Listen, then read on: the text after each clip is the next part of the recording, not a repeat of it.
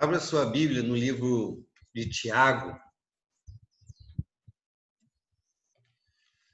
Nós já estamos para o final. Agora, finalmente, nós estamos terminando o nosso estudo de Deus e o sofrimento cristão, falando agora, no final, sobre como o cristão deve passar pelo sofrimento. E já estamos nos últimos estudos. Como o cristão deve passar pelo sofrimento. Tiago, capítulo 1, versículo 2. E vai estar muito claro nesse versículo o nosso próximo ponto. Diz assim a palavra do Senhor: Meus irmãos, tenham por motivo de grande alegria o fato de passarem por várias provações. Eu vou ler novamente. Meus irmãos, tenham por motivo de grande alegria o passardes por várias provações. Vamos orar mais uma vez? Deus, mais uma vez na tua presença, te agradecemos, ó Pai, pela oportunidade de estarmos diante da tua palavra, de estarmos na tua presença, de poder ouvir os teus ensinamentos, aprender, ó Pai, contigo, ó Pai, conhecer mais do teu coração, dos teus projetos. Podemos estar diante do Senhor, ó Deus, para sermos tocados em nossa mente, em nosso coração, sermos transformados, sermos modelados, e não há alegria maior, não há honra maior do que ser instruído pelo Senhor. Então, pedimos que o Senhor nos abençoe, que o Senhor fale conosco, que o Senhor nos ensine mais uma vez, em nome do Senhor Jesus Cristo. Amém. Amém.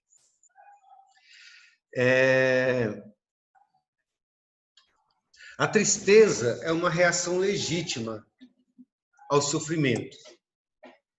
É normal, é comum, é correto, né? E o choro é uma expressão legítima da tristeza. Então, é legítimo que as pessoas fiquem tristes e sofram, e chorem e lamentem em tempos de sofrimento. E a gente pode imaginar, por exemplo, nesses dias de pandemia, meses em que a pandemia tem assolado o mundo todo, quantas pessoas, por exemplo, estão tristes? Quantas pessoas já choraram nesses dias? Eu estava pensando nessa semana a respeito do número, do tamanho desse número. Porque a gente vê 900 mil mortos no mundo, quase isso já. Né? Mas quantas pessoas estão tristes hoje, por exemplo, porque perderam seus negócios? Muitos desses negócios pelos quais eles trabalharam a vida inteira. Né? Quantas pessoas tiveram prejuízos e estão sofrendo por causa disso, pelos prejuízos financeiros que tiveram nesses dias? Quantas pessoas tiveram a sua educação prejudicada? Né? Muitos viram seus sonhos da faculdade ficar mais distante, outros a festa da formatura ficar mais distante.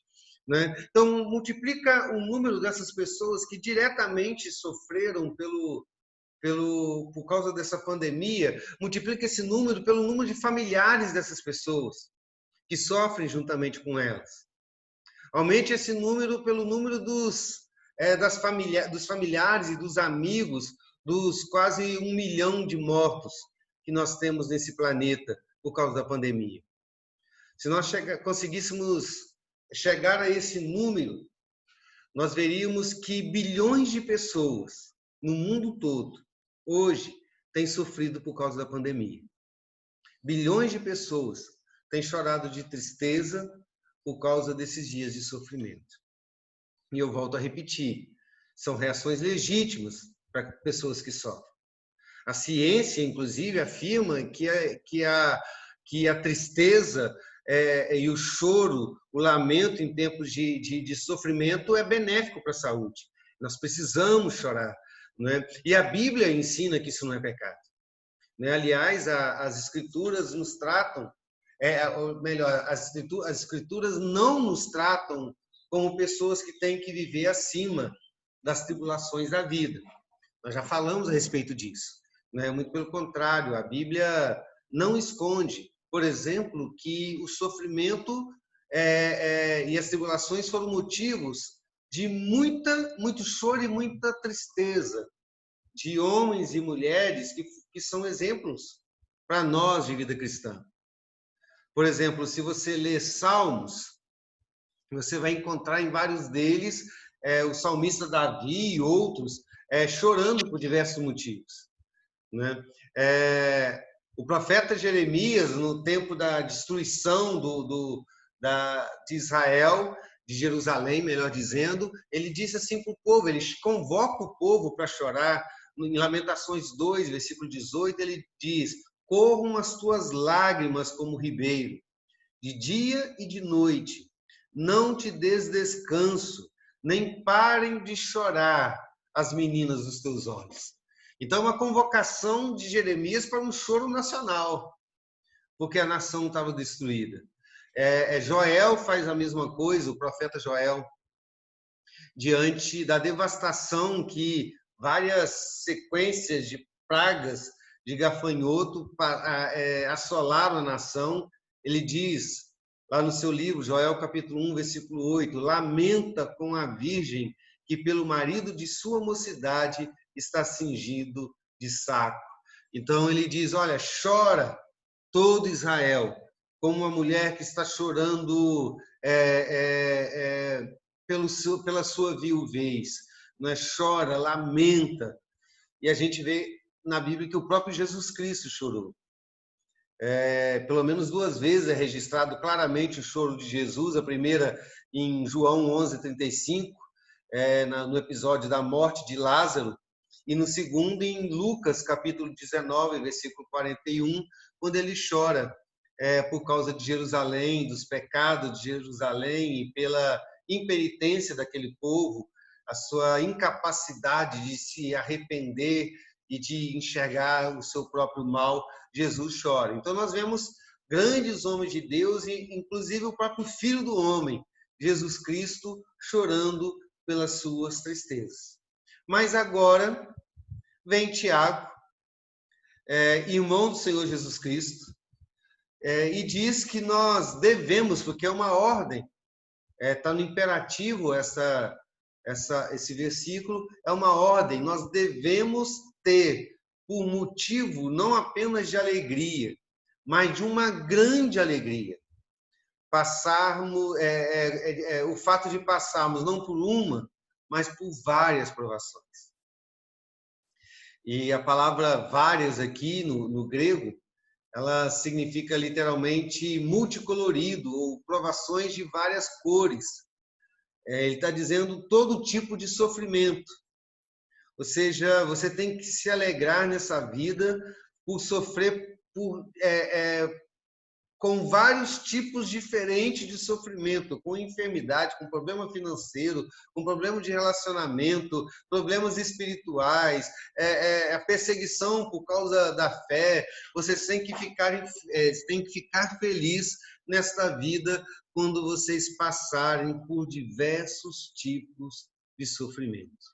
É isso que Tiago está dizendo, ainda que a Bíblia diga que nós podemos sofrer quando estamos sofrendo, ou podemos nos entristecer quando estamos sofrendo. E aí a gente tem que perguntar, como assim? Alegrar no sofrimento? Será que isso é possível? Porque aparentemente não é. Como nos alegrar com aquilo que nos faz sofrer? Como nos alegrar com aquilo que nos entristece? Como nos alegrar com aquilo que nos faz chorar? Né? Parece que a Bíblia está se contradizendo, porque no momento ela nos ordena chorar e ela nos mostra os grandes homens de Deus, inclusive Jesus Cristo chorando, e em outro momento ela nos ordena nos alegrar no sofrimento. E aí eu quero passar essa pergunta para os irmãos. Na sua opinião, isso é possível? Ou como é possível nos alegrar com aquilo que nos faz sofrer? que os irmãos pensam a respeito disso?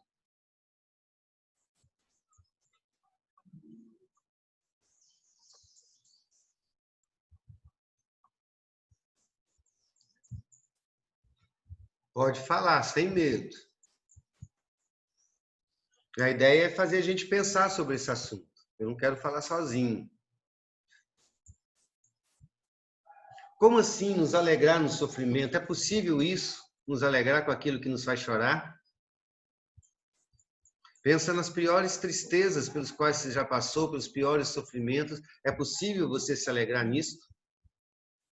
Pastor? Sim. Assim, acho difícil, né, de alegrar no sofrimento. Mas principalmente esse texto de Tiago, pelo menos mostra que a gente está no caminho certo, né? Se a gente está sendo provado pelo diabo, né? Quer dizer que a gente está no caminho certo. Acho que E, é mais triste quando a gente não está sendo tentado por nada, né? Isso é, mostra que a gente está no caminho errado. isso. Na ideia da tentação, que é também uma das provações, né? Porque são as provações espirituais, né? Os sofrimentos espirituais quando somos tentados, né? Então, seria um motivo de alegria, né, Rafael? Porque pelo menos isso significa que nós estamos no caminho certo. E nas demais O provações e resistir, sofrimentos da pastor, vida? pastor. Sim, Acredito também que o resistir também é uma forma de demonstrar alegria, porque a gente para pensar, tudo bem, a gente não vai estar alegre por causa daquela tentação, por causa daquele sofrimento, mas a gente aprende a superar a cada dia aquelas nossas dificuldades, as nossas perdas, as nossas dores. E isso é uma forma de você passar por cima, de você conseguir vencer isso. Isso é uma forma, acho que, de você demonstrar alegria. Você não se deixar abater por isso. excelente. Alguém mais?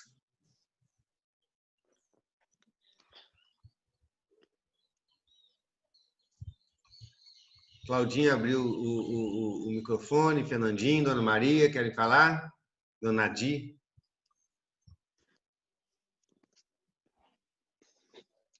Pastor, Sim, Claudinha. eu ouvindo os irmãos aí, realmente é muito difícil a gente, enquanto sofrendo, a gente se alegrar no sofrimento. Porque o verdadeiro o sofrimento geralmente traz dor, traz tristeza, né?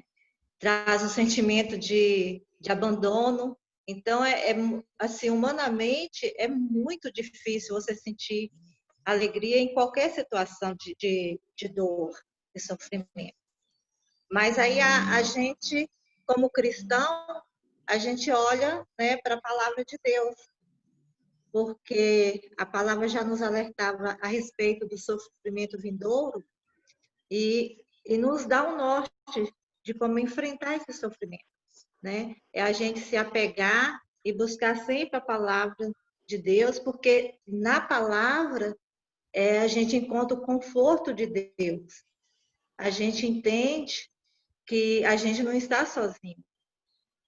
Então, quanto mais a gente tem intimidade com a palavra de Deus, a gente tem a certeza de que a gente não está sozinho. E isso traz um alívio que é o que traz uma alegria, de saber que nós não estamos sozinhos, que Deus, mesmo em meio ao sofrimento, está conosco. E isso nos dá coragem para prosseguir, porque o sofrimento um dia vai acabar. Né? Então, acho que a maneira de encontrar alegria é na própria palavra do Senhor, no próprio Senhor Jesus. Né? Amém. Então, pegando tudo aquilo que os irmãos falaram, né? O Rafael, o Gessé, a Claudinha, aparentemente é impossível, aparentemente é uma contradição, mas não é nem impossível, nem é uma contradição. Apesar de não ser fácil, nunca vai ser, é possível sim nos alegrar no meio do sofrimento, no meio da provação, das tentações, das dificuldades de vida. Isso, na verdade, basta uma mudança de perspectiva. Olharmos para a situação, para o sofrimento, do ponto de vista correto. Primeiramente, porque nós temos, geralmente, nós temos uma visão errada do que seja alegria. Essa é a primeira questão que a gente tem que pontuar. Geralmente, nós pensamos na alegria como uma explosão de euforia, de júbilo, de prazer, né? Como sinônimo de sorriso, de gargalhada, de dentes à mostra, né? E, na verdade, isso não é alegria. A pessoa pode estar sorrindo e está com a alma em frangalhos, né? Alegria, na verdade, é um estado da alma. Ela é um sentimento interior de plenitude, de satisfação interior. Por exemplo, é possível que, mesmo triste e chorando por uma situação específica, a gente permaneça com a nossa alma ser satisfeita e alegre.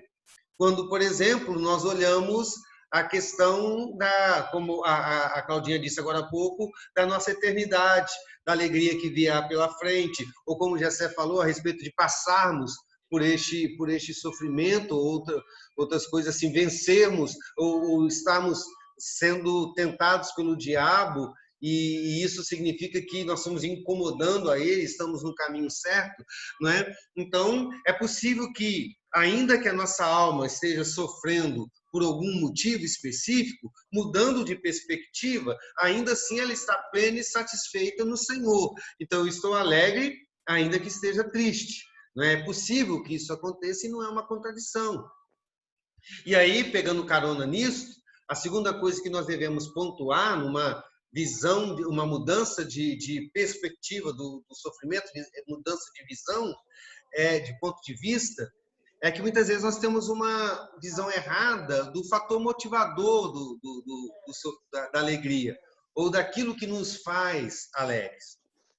Porque geralmente nós vemos a alegria como consequência das circunstâncias, como resultado de eventos favoráveis. Então, se a saúde, lucro, diversão, vitória, festa, ausência de sofrimento, ausência de problemas, aí nós dizemos, agora é possível ser feliz, porque eu tenho tudo isso.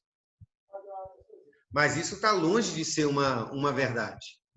Porque é possível a pessoa ter tudo isso, saúde, lucro, diversão, vitórias, festas, e ainda assim não está nem um pouco alegre.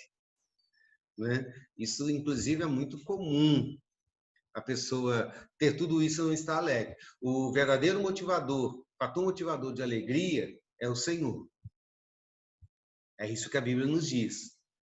Lá em Gálatas, capítulo 5, versículo 22, e você conhece esse texto porque fala dos frutos do Espírito, diz lá, o fruto do Espírito é amor, alegria, paz, aí vai benignidade, bondade, mansidão, e vai toda aquela lista, não é? De coisas que são frutos ou fruto da ação do Espírito Santo de Deus na nossa vida.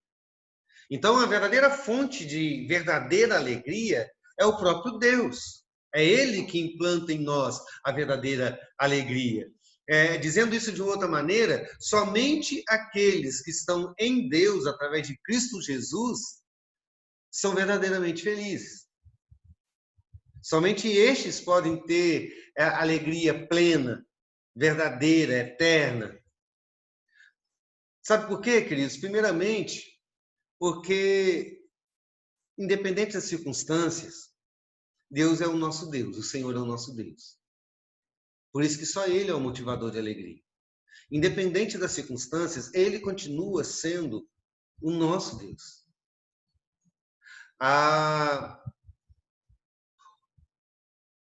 Ter Deus, ter o Senhor como nosso Deus, é a maior dádiva que um homem pode ter. Deus é a suprema alegria, Ele é a própria alegria. Porque Ele é a própria vida, é a vida em plenitude. Ele é tudo que o homem precisa para a sua existência. Ele é tudo que o homem precisa desejar para a sua existência. Portanto, ainda que o homem não tenha mais nada, ainda que a vida nos tire tudo, Ainda que a gente perca saúde, perca dinheiro, perca pessoas a quem amamos, ainda que a gente perca a paz, porque a vida chega, nos vem com conflitos e tantas coisas, ainda que a vida nos traga dores, enfermidades, tristezas, se nós temos o Senhor, nós temos tudo. Nós temos a própria vida. Nós temos a própria alegria da vida. E isso é imutável, isso é eterno. Então, como é possível ser alegre ou estar alegre no meio do sofrimento? É possível porque nós temos aquele que é tudo em nós. Continuamos tendo. Perdemos tudo, mas não perdemos o nosso Senhor. Perdemos tudo, mas Ele continua sendo o nosso Deus. E se a gente não consegue encontrar motivo de nos alegrar no fato de termos o Senhor como nosso Deus, é porque ainda não somos salvos. Ou porque ainda não entendemos o que significa ter o Senhor. Não ter o Senhor é o motivo de toda tristeza, de tristeza eterna. Mesmo que o homem ganhe tudo, mas perca a sua alma, diz o Senhor Jesus Cristo, é isso que ele deve temer e é por isso que ele deve sofrer.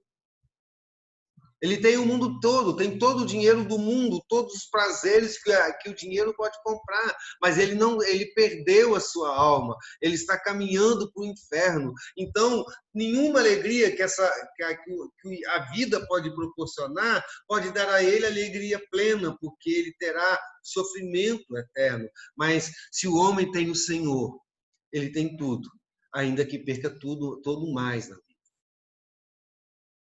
Então, nós precisamos trazer isso sempre à nossa mente. Perdi.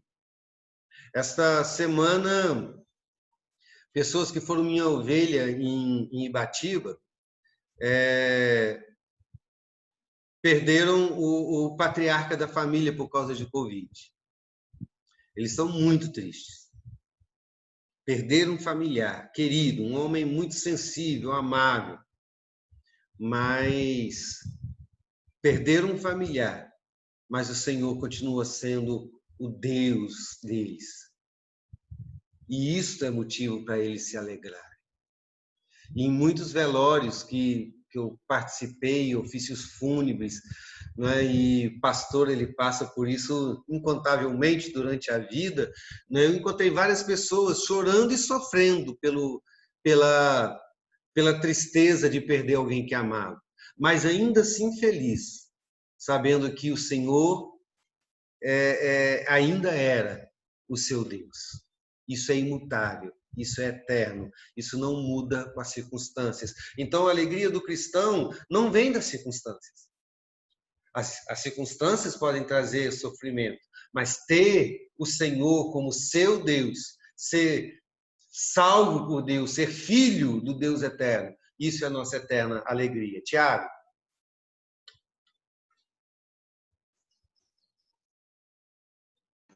Só fazer um breve comentário sobre essa relação que a própria Bíblia ela deixa claro para a gente.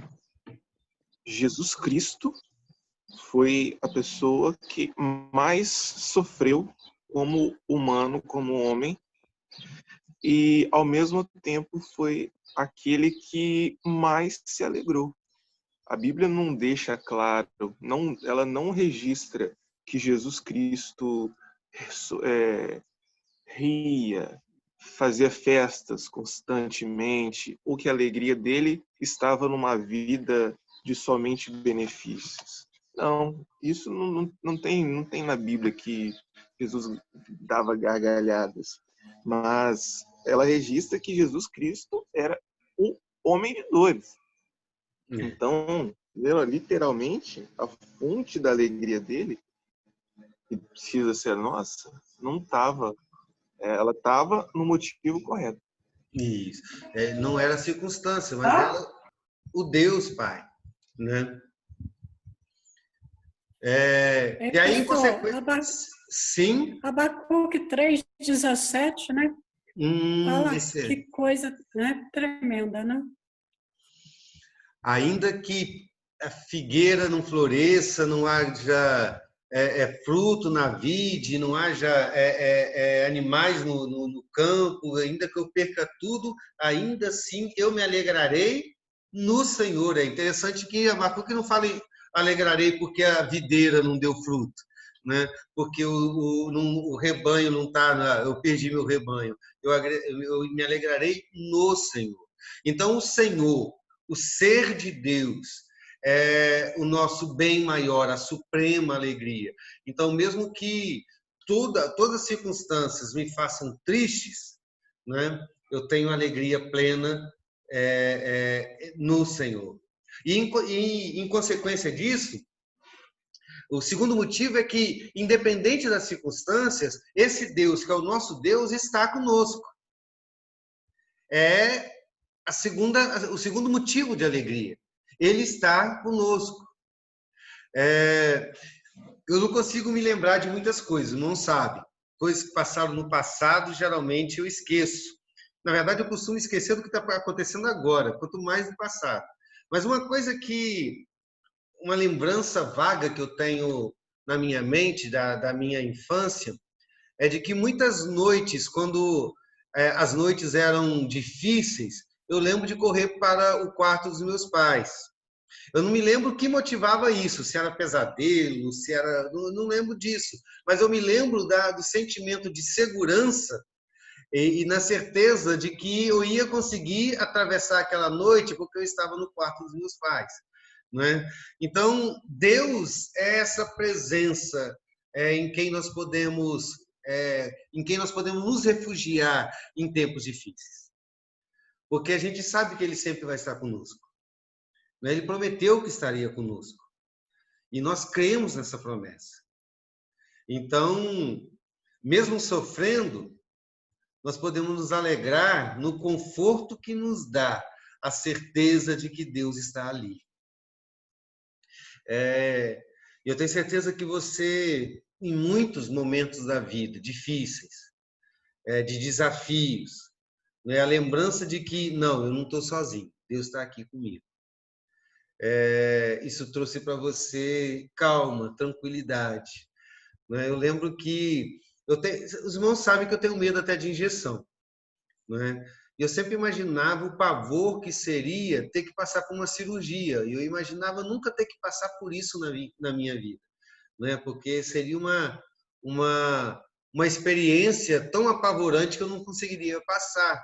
Mas há pouco tempo atrás eu fiz 2 cirurgias e foi tranquilo. Eu não passei, eu não tive medo, eu não tive sofrimento algum, pavor algum. Mas não foi porque eu me tornei corajoso, porque eu não sou uma pessoa corajosa. Foi saber que Deus estava ali e eu não estava nas mãos dos médicos. Então, saber que o Senhor está conosco quando nós passamos pelo vale da sombra da morte, nós podemos dizer, eu não temo, eu tenho tranquilidade, porque o Senhor está conosco. Então, esse é o segundo motivo. Não é? Mesmo que tudo diga para nós que nós precisamos nos entristecer com o sofrimento, mesmo que, na maioria das vezes, nós não percebamos que Deus está conosco, que a presença de Deus não parece ser real, ainda assim temos que nos alegrar, porque quem disse que o real é aquilo que eu vejo? Quem disse que o real é aquilo que eu experimento, aquilo que eu sinto? Na verdade, tudo que eu vejo, que eu sinto, que eu experimento, não passa de névoa. O real é Deus. Ele é o real. O real são as promessas do Senhor. Então, quando o ilusório, que são os meus sentimentos, aquilo que eu vejo, me disser que não faz sentido o nosso sofrimento e que nós temos motivos eternos para chorar, lembre-se que o mundo real, que é a existência de Deus, diz que Deus é sábio, que Ele sabe o que está fazendo, que Ele tem um bom propósito. Então, se alegre nisso. Se alegre no fato de que Deus está ali.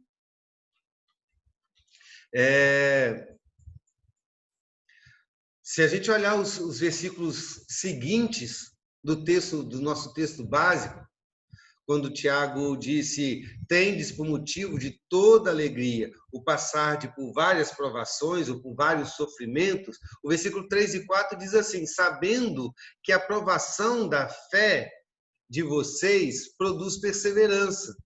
Ora, a perseverança deve ter ação completa, para que vocês sejam perfeitos e íntegros, sem que nada falte a vocês. Ou seja, o que Tiago está dizendo é que Deus sabe o que está fazendo. Deus sabe o que está fazendo. Deus é infinitamente sábio. Ele tem todo conhecimento. E toda a sabedoria está a serviço dele, está a serviço dos seus bons propósitos. Portanto, Deus tem um bom propósito para todas as coisas. Mesmo que a gente não perceba, mesmo que não pareça real. Deus tem um bom propósito para todas as coisas.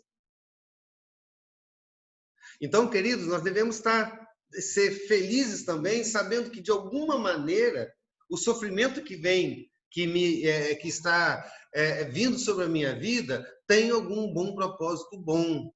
Deus sabe o que Ele está fazendo. E, portanto, nós temos que nos alegrar nele.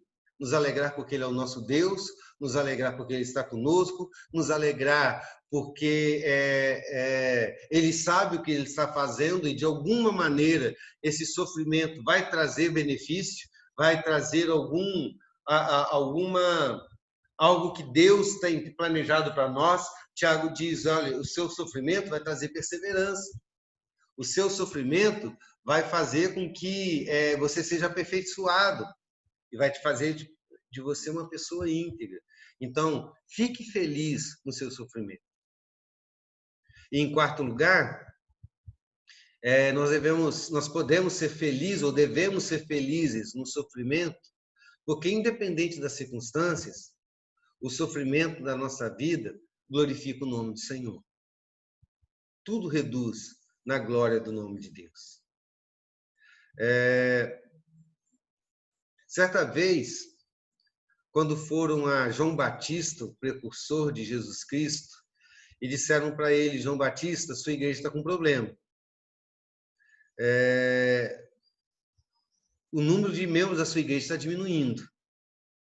Os seus discípulos estão se debandando para os lados de Jesus Cristo. Isso seria um motivo de sofrimento para qualquer pastor.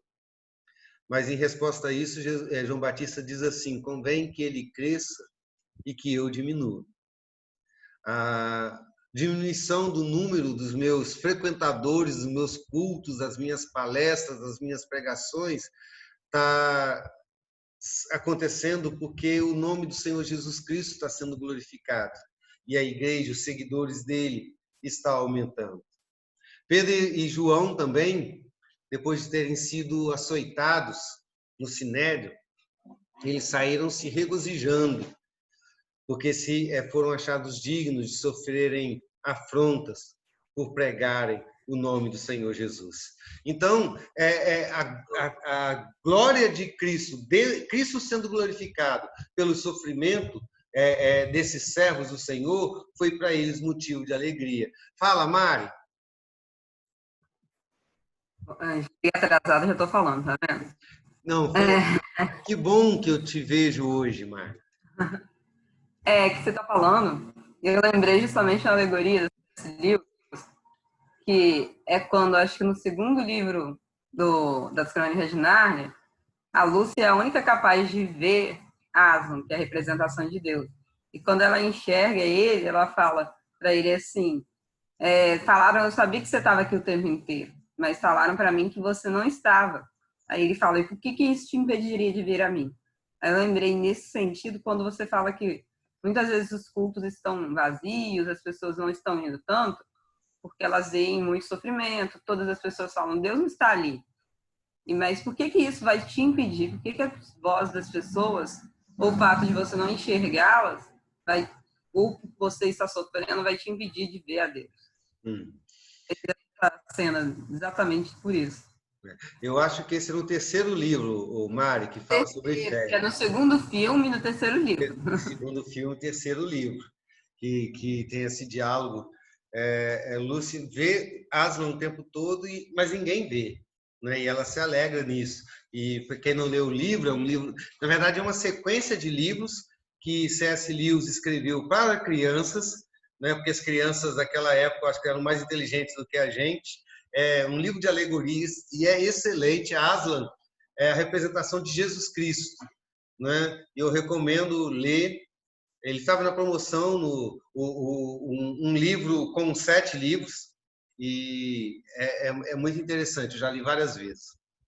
Mas é isso. A presença de Deus é a nossa alegria. Ser Ele o nosso Deus, a sabedoria dele e também o fato de que o nosso sofrimento vai trazer, vai redundar na glória dele. Porque a Bíblia diz que tudo que Deus faz tem um bom propósito. Nós já falamos sobre isso aqui. Um propósito que glorifica, em última instância, o nome dele, que revela a glória dele. Então, se o nosso sofrimento está dentro dos propósitos eternos do Senhor, de alguma forma, o nosso sofrimento cumpre esse propósito. E, de certa forma, então, a vontade de Deus, quando ela é realizada na nossa vida através do sofrimento, ela glorifica o nome do Senhor. Então, é motivo de toda alegria, sabendo que, mesmo que seja sofrendo, o nome do Senhor está sendo glorificado, porque a vontade dele está sendo feita em mim. Deus está sendo glorificado na minha vida quando eu sofro. Então, queridos, é possível sim ser feliz, mesmo estando triste. É possível sim nos alegrar no sofrimento. Não por causa do sofrimento em si, mas por aquilo que o sofrimento nos revela. A presença de Deus na nossa vida, a sabedoria de Deus na nossa vida, o fim último de sermos instrumentos da glória do Senhor, ainda que essa utilidade nesse projeto de Deus faça com que a gente chore, faça com que a gente sofra, faça com que a gente passe por dores, como aconteceu com Pedro, como aconteceu com João, né? Eu estou sofrendo, mas por causa da glória do Senhor. Convém que ele cresça e que eu diminua cada dia mais. E se o diminuir do meu auditório, se o diminuir da minha glória, se o diminuir dos meus prazeres, se o diminuir dos meus benefícios, o diminuir de toda a minha vida, redundar na glória do Senhor, então que o sofrimento venha e eu me alegre nele. Me alegro nele. Jesus Cristo certamente se alegrou com a cruz, mesmo que ele tenha passado pelo Getsêmani, mesmo que ele tenha sofrido terrivelmente no Getsêmani e na cruz. Isso foi motivo de toda alegria para o coração dele. Bem-aventurado os que choram, porque serão consolados, diz o Senhor Jesus Cristo. Alegrai-vos, alegrai-vos em todo o tempo. Alegrai-vos sempre no Senhor. Mais uma vez eu digo, alegrai-vos no Senhor. Tem um texto que nos mostra muito bem essa alegria que o Senhor pode nos dar. João, capítulo 2, versículo 1 e 12.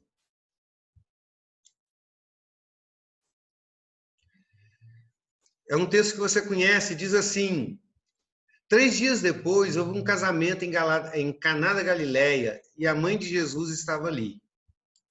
Jesus também foi convidado com seus discípulos para o casamento. Tendo acabado o vinho, a mãe de Jesus lhe disse: eles não têm mais vinho. Mas Jesus respondeu: por que a senhora está me dizendo isto? Ainda não é chegada a minha hora. Então ela falou aos serventes: façam tudo o que ele disser. Estavam ali 6 potes de pedras que os judeus usavam para as purificações, e em cada uma em cada um cabia cerca de 100 litros. Jesus lhes disse: encham de água estes potes, e os encheram totalmente. Então lhes disse Jesus: agora tirem um pouco e levem o responsável pela festa. E eles o fizeram. Quando o responsável da festa tomou a água transformada em vinho, ele não sabia de onde vinha o vinho, por mais que os serventes lhe haviam tirado, por mais que... Vou repetir. Ele não sabia de onde tinha vindo, por mais que os serventes que haviam tirado a água soubessem. Chamou o noivo e lhe disse: todos costumam servir primeiro o vinho bom, e quando já beberam muito, servem um vinho inferior. Você, porém, guardou o melhor vinho até agora. Assim, em Caná da Galileia, Jesus deu início aos seus sinais. Este manifestou a sua glória, e os seus discípulos creram nele. Depois disso, ele foi a Cafarnaum com sua mãe, seus irmãos e seus discípulos, e ficaram ali não muitos dias. Esse fato se dá numa festa de casamento, em Caná. As festas de casamento naquela época duravam uma semana inteira. Havia muita comida, muita bebida, muitas danças, muita música, né? Toda a comunidade se alegrava, e Jesus estava ali se alegrando com todo mundo na festa. Mas aconteceu um momento em que o vinho da festa se acabou. E isso seria uma tragédia nos nossos dias, constrangedor, mas naquela época era muito pior. Era porque a festa de casamento não era simplesmente uma festa de casamento. Na comunidade, naquela época, o casamento era uma festa para toda a comunidade, para toda a sociedade, porque um casamento servia a toda a comunidade, porque naquele tempo todos viviam para o bem comum. Honrar e servir a comunidade era muito maior do que honrar ao próprio homem, era a maior honra do próprio homem. Não é? Então, o propósito de um casamento naquela época não era necessariamente a felicidade dos noivos, mas sim a felicidade de toda a comunidade. Porque quanto mais numerosa eram as famílias, mais fortes eram comunidades. Melhor para a economia, maior segurança trazia, maior prosperidade para a sociedade. Não é? Então, toda a sociedade se reunia para celebrar o casamento, para celebrar a alegria não só dos noivos, mas a alegria de toda a sociedade. E o vinho significava a alegria do casamento, né? Então, quando o vinho acabou, toda a festa acabou, toda a alegria se acabou, e certamente o casamento daquela nova família que surgia seria marcado por toda a sociedade. E é então, nesse momento que acaba a alegria, que acaba a festa, um momento de sofrimento para toda a comunidade, que algo extraordinário acontece. Jesus assume a posição de Senhor da festa, né? E transforma 500 litros d'água em 500 litros de vinho. Com isso, ele estava dizendo: olha, eu sou o Senhor da festa. Eu sou aquele que pode trazer alegria, não só para essa família, mas para toda a comunidade. E toda a festa, então, continua, e a alegria, então, continua. E toda a sociedade se alegra com o vinho que Jesus havia produzido. Mas é lógico que esse vinho também, um momento, acabaria, porque a festa teria que acabar. Não é? Porque essa transformação não era um fim em si mesmo. Mas Jesus tinha uma mensagem a trazer com essa transformação, porque o vinho que Jesus produz ali falava do seu próprio sangue, do sangue que traria a verdadeira alegria que seria derramada. A gente vê isso na conversa que Jesus tem com Maria, sua mãe. Quando Maria chega para Jesus e diz: acabou o vinho, acabou a festa, acabou a alegria, Jesus responde para Maria de uma maneira no mínimo estranha, porque Jesus diz para ele, mulher, não é chegada a minha hora. Mas como assim não é chegada a minha hora? O que Jesus quer dizer com isso? Jesus está falando da sua morte, da hora da sua morte. Então Maria está falando sobre vinho e Jesus está falando sobre sangue. Maria está falando, Jesus, providencia alegria para essas pessoas. E Jesus está dizendo, não é o momento ainda de eu proporcionar alegria eterna para essas pessoas. Não está na hora ainda de eu morrer. Então, queridos, o que Jesus está dizendo aqui é que ele é, de fato, a verdadeira alegria. Não é? E aí, depois de falar para Maria, olha, não é o meu tempo ainda de morrer, Jesus pega 5 talhas, que essas talhas eram usadas para a cerimônia de purificação. E aí, daquelas talhas de purificação, Jesus produz vinho, dizendo assim, esta é a alegria que eu posso trazer para vocês, que eu vou trazer para vocês, a purificação de todos os seus pecados, o perdão de todos os seus pecados. Esta é a alegria plena, que te traz sorriso e festa para toda a eternidade. Aí, se a gente vai lá em Apocalipse, capítulo 19, versículos 5 a 9, o texto da palavra de Deus diz assim, e do trono do Senhor saiu uma voz que dizia, louvem o nosso Deus, todos vocês, os seus servos, todos os que o temem, os pequenos e os grandes. Então ouvi o que parecia ser a voz de uma grande multidão, uma voz como de muitas águas e como de fortes trovões, dizendo, aleluia, pois reina o Senhor nosso Deus. Alegremo-nos e exultemo-nos, demos a ele toda a glória, porque chegou a hora das bodas do Cordeiro, e a noiva dele já se preparou.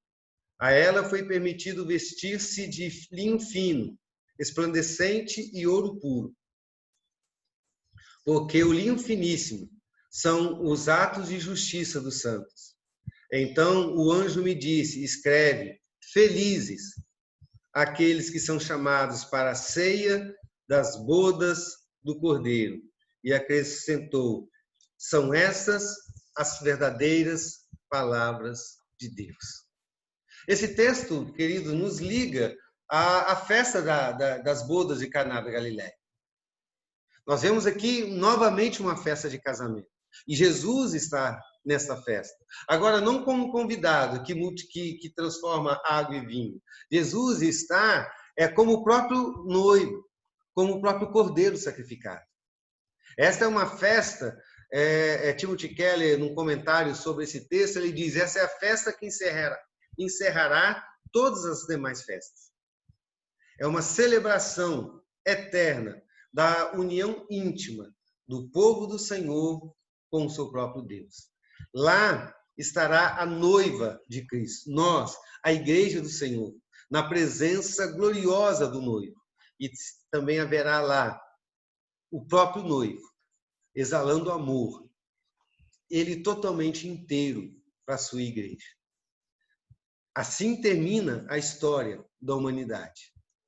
A história da humanidade termina numa grande festa, numa festa onde haverá alegria plena e eterna, onde todo sofrimento não existirá mais, todas as lágrimas serão enxugadas, onde tudo que é triste, usando a frase de Timothy Keller, tudo que é triste deixará de ser verdade. Tudo que é triste deixará de existir. No fim, diz ele, a realidade do céu será tão extraordinária, a alegria tão incrível, a satisfação tão impressionante, que a vida mais miserável aqui na Terra terá sido como uma noite ruim. Apenas um pesadelo que passou. E a promessa do Senhor é que nós estaremos lá. Fala, Mari. Isso me lembrou uma frase do Charles Swindoll, que ele fala que Não existe um lugar mais seguro, melhor ou mais gratificante do que o centro da vontade de Deus, independentemente de qual seja essa vontade. Porque eu lembro quando eu li esse livro do Timothy Keller, ele justamente fazia uma referência a ele, e eu fui pesquisar essa frase. Ele fala, justamente, não importa o quanto você, no outro livro do Charles Swindoll, você possa passar por um momento difícil. E lembra dessa festa de como Maria foi procurar Jesus, porque ela sabia que para resolver a situação, teria outra pessoa que ela pudesse procurar. E às vezes a gente tem sofrimento e a gente procura outra pessoa para poder te resolver o seu problema. E diversas vezes você fica sem resposta porque você procurou alguém errado, quando você deveria ter procurado Jesus desde o início. Olha isso. É justamente isso, Mari. Não... Isso foi a participação de um cachorrinho, e não foi o meu. Não importa o quanto a gente passe por sofrimento, o quanto a gente tenha que sofrer, né? Isso não importa no que tange a nossa alegria. Não importa. Porque se a gente busca alegria em qualquer coisa que seja esta vida, essa alegria, esses motivos nunca de fato nos farão felizes verdadeiramente. É por isso que toda alegria que o mundo pode proporcionar acaba. E nada, de fato, nos preenche completamente, porque tudo que a gente estabelece como meta para a nossa alegria, essas metas só servirão para a gente descobrir que alcançamos a meta, mas a alegria não veio. Não é? Então, a gente diz, olha, quando eu passar no vestibular, eu serei feliz. E você passa no vestibular e você pensa, quando eu terminar o meu curso, eu vou ser feliz. E você termina o curso e você diz, olha, quando eu conseguir um emprego, eu vou ser feliz. E você consegue um emprego, mas você ainda não é feliz. E você fala, agora eu preciso crescer. Eu preciso crescer no meu emprego, eu preciso crescer na minha empresa. Mas quando isso acontecer, também não vai te trazer felicidade. Quando eu casar, eu vou ser feliz. E você casa e você não é feliz. Quando eu tiver filhos, eu vou ser feliz. Também você não vai ser feliz. Quando eu tiver netos, eu serei feliz. Também não será. Todas essas coisas podem nos trazer felicidades, mas não têm o poder de nos fazer felizes. Essas coisas nos trazem felicidades, mas não nos fazem felizes, porque a felicidade que essas coisas nos traz, ela não é plena. Ela traz consigo também muito sofrimento. O casamento pode nos fazer, trazer felicidade, mas também traz tristeza. Filhos podem trazer felicidade, mas também nos traz tristeza. O nosso emprego pode nos trazer felicidade, mas também nos traz tristeza. Essas coisas trazem felicidade, mas não nos faz feliz. O que nos faz verdadeiramente feliz, o que nos torna feliz, o que enche a nossa vida de eterna felicidade, é saber que estaremos eternamente com o Senhor. Ele está conosco hoje. Ele tem bons propósitos para a nossa vida. Ele sabe o que está fazendo. Tudo que é vontade dele, que vem sobre a nossa vida, redunda na glória do nome dele. Mas nós sabemos que ainda assim isso não é pleno. Mas no último dia, nós teremos todo Deus como nosso Deus, pleno, eterno. Nós estaremos pleno eternamente com Ele. Numa festa, não com um vinho que jorra por um pequeno momento, mas uma festa de uma alegria que vai jorrar eternamente.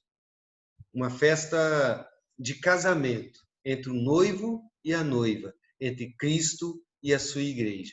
E a alegria dessa festa não acabará eternamente. E nós estaremos lá. E nós seremos a noiva do noivo. Nós seremos a igreja do nosso Cristo. Amém. Que Deus nos abençoe. Alguém tem mais alguma dúvida, alguma pergunta, algum comentário?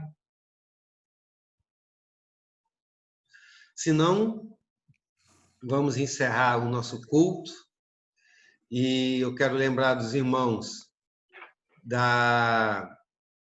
de compartilhar o link do culto, participar conosco do culto hoje à noite, né? Chame outras pessoas e prepare o seu coração para que a gente tenha um momento delicioso na presença do Senhor. Amém? Eu vou pedir para Mariana, que ore para a gente encerrar o nosso culto. Claro. Bom dia. Senhor Deus, muito obrigado, Senhor. Podemos estar aqui essa manhã, aprendendo um pouco mais da Tua vontade, um pouco mais daquilo que o Senhor tem preparado para nós. Entendermos, ó Senhor, um pouco do que estamos vivendo. Vivemos todos os dias com as dificuldades, com os sofrimentos, ó Senhor, que às vezes podemos não entender, mas sabemos que faz parte da Sua vontade. E por ser parte da Sua vontade, ó Pai, já é bom, já é perfeito e já é agradável, Senhor, e por isso louvamos o Senhor eternamente. Ó Senhor, agradecemos pela vida de cada irmão que pôde estar aqui ouvindo a sua palavra, agradecemos em especial pela vida do pastor Marcelo, que o Senhor continue inspirando e ensinando ele cada dia mais para que ele possa passar a tua palavra para nós, para que possamos aprender e podemos viver no centro da sua vontade, pois sabemos que lá é o nosso lugar, ó Deus. Podemos fugir, podemos nos esconder, mas o Senhor sempre irá nos achar. Por isso, Senhor, dedicamos as nossas vidas a Ti. Pedimos ao Senhor que o Senhor sempre nos leve à memória aquilo que nos traz esperança, Senhor. Ainda mais em tempos tão difíceis como que estamos vivendo. Pedimos que o Senhor cuide da Tua igreja, cuide dos membros também que não estão aqui, mas que eles possam, Senhor, se manter firmes na Tua palavra. Porque a Tua palavra é boa também, perfeita e agradável para nós. Por isso te agradecemos. E começamos essa manhã, Senhor, agradecendo por essa escola dominical. Pedimos pelo culto à noite, Senhor, para que possamos aprender mais e mais de Ti, honrar, Te louvar, Te agradar sempre, Senhor. E sabemos que este é a nossa eterna felicidade. Este é o sentido do propósito de vida. Honrar, louvar ao Senhor todos os dias de nossas vidas. Em nome de Cristo Jesus. Amém. Amém. Amém. Assim está encerrado, então, a nossa escola bíblica dominical. Deus não acabou o assunto, né, pastor? Não acabou o assunto. Está encerrando. Aí, graças a Deus. Não preciso. Bom dia, irmãos do Senhor. Bom dia. Bom dia. Bom almoço para nós. E eu tô com fome, hein? Bom dia. Bom dia. Bom dia,